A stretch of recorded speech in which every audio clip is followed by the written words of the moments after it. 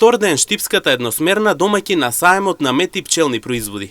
Граѓаните со заинтересираност вкусуваат вистински природен мед и се советуваат околу прашањето по што да го разликуваат природниот од вештачкиот. Анкетираните земне телевизија согласни дека ваквите настани треба да бидат уште помасовно посетени, бидејќи во центарот на вниманието на истиот е здравјето на човекот.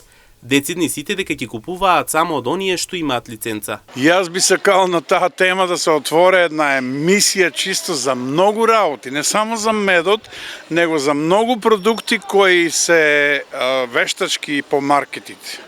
Да речеме, на мене лично што ми смета е пакувањето, да речеме, на млеко во алуминиумски обложени тетрапак. Треба да има такви производи, добро е да се прават презентација, промоција. Не, друга е бојата и подруга обр нијанси имат на бои. Мислам дека така, не се баш ја многу разбира. Вештачките штетни ли се? И на шеќер се поиши кога остојат многу време, остане обр шеќерот доле.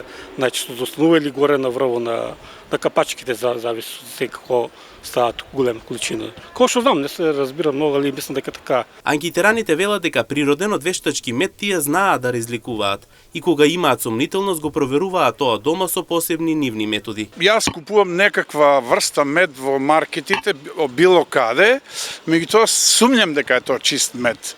Дали е тоа, да речеме, нешто мешавина мед и шикер, или па е тоа нерафиниран шикер, јас чисто го користам за засладување на чај или на млеко, што нема врска со овоа тука што е, значи, според цената, нели, тамо го купуваш за 320 денара, а тука е 600.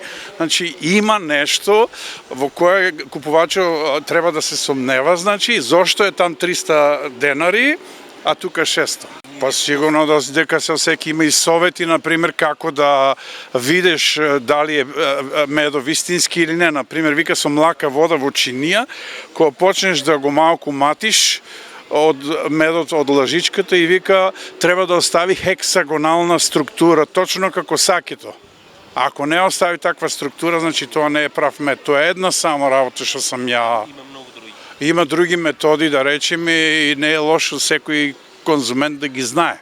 Инаку саемот на мед и пчелни производи ќе трае денеска во текот на денот, а ќе биде и утре во истото време, почнувајќи од 9 часот наутро па се до 19 часот навечер.